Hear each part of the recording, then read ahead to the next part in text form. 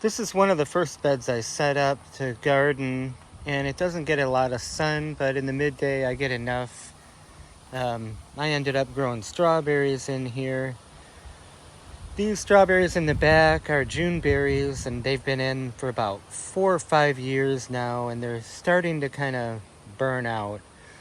So I took them out of this side and I put in everbearing berries this year, and they're already starting to put runners out and put new plants out, and they'll produce a little bit. And I keep the cattle panels over it, and then I'll put bird netting over that to protect the berries from birds. But here's the rest of the garden here, the greenhouse. Go in here. I've been building slowly over the years. Kind of started with these two. Not these. These were, I had wooden planter boxes here, but I had this cattle panel arched in between them. And I have the cucumbers growing up. And they'll trellis up there. This tomato plant will trellis up across there too. It's getting, this is a volunteer. I don't know what they are. There's some kind of cherry tomato. There's a lot of them. Yeah, so this one just came up. There's 3 of them. This one, and one over there that I'll show you. 2 of them, I did this double stem thing. I only let them grow one stem, then it divides. So I'm just growing basically 2 stems. And they're doing great. They look great. But then there's this one, same plant, exactly the same time and everything, but I didn't trim anything. I never cut anything on it, never cut any of the suckers.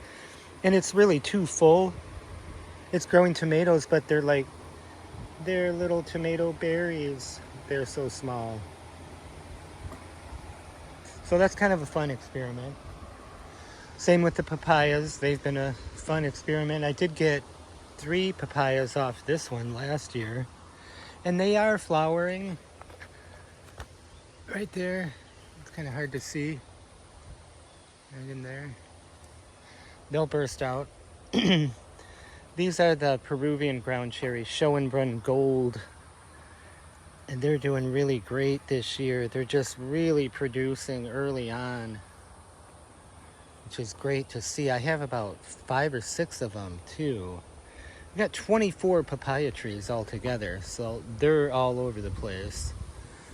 This is more of the Peruvian ground cherry here.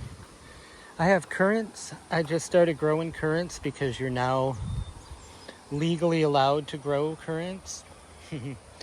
There's a big story behind that. And I've got herbs everywhere. I also planted, this is kiwi. That's a kiwi. It's not the furry kind, but it's a different kind. It grows on a vine. It's cold tolerant. It'll tolerate 10 degrees below Fahrenheit. So I'm going to put that in the ground, actually. These beds here, the 3 wooden beds, are all blueberries, different kinds of blueberries. This one's growing pretty tall, not really producing much. But the others are.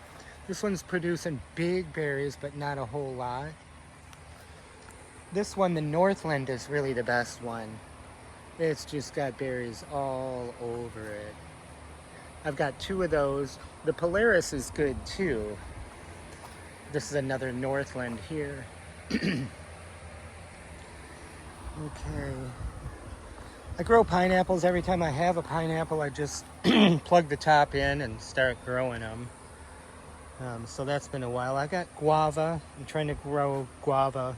I got 2 plants this year. We'll see. They take a while. They'll take a few years, actually.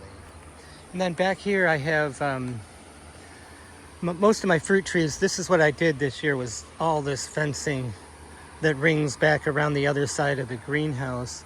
And I mulched all this area, so opened it up to gardening. Now I don't have to mow. I used to have to mow around all this. So this is a Honeycrisp apple tree. Just 1 apple so far. It's only about 3 years old. I've got strawberries growing in all of the base of all the fruit trees to try to create a mulch zone around them. These are potatoes, red Yukon Gold and red potatoes that I have. Some are in bags and some are just in big pots, but they're doing great. This is just kind of left over. I grew my potatoes in it independently in another area, but I dragged it in here and I put a shade cloth over it, and it makes a great little shade zone. I can grow lettuce continually. I mean, we've had 90-degree temperature and this lettuce is great. I'm gonna try to do more in there. That gets pretty good shade as well. This is a pear tree here. And these are my tomatoes that I'm growing up these strings with these little clips to keep them attached to the string, and when they reach the top, they'll just fold back down. So I'm doing single stems with them. They just grow one stem and they grow much more efficiently that way. There's some comfrey there. I got a few more hanging strawberries too. This is amaranth. Amaranth, one of my favorite things to grow and eat. I love it. It's super great. There's a cherry tree there too, papaya and more Peruvian ground cherries. Over here, I've got some squash coming out of here. That'll be kind of fun to have it sort of draped down around this old tree stump. These are peas, just regular peas. This is a peach tree, and this one's about 5 years old. And there's about a dozen peaches on it this year. And some thyme, lilikoi. Inside the greenhouse, it gets pretty hot. So this year I've got heat tolerant stuff. I'm growing sweet potatoes and a lot of sweet potatoes. I put 38 slips in here. I don't know if that's too much. We'll see what happens. I got more amaranth in here too because it's heat tolerant as well. And watermelons, I just put some watermelons in and they're popping out right now. They're pretty heat tolerant too. So I got a bunch of fans going on, and I finally got it set up with a timer on my generator there. And the solar panels are right up there. So wow, that was a much longer video than I thought it would be, but that is the garden here. That's what I'm doing every day. It takes a lot of work.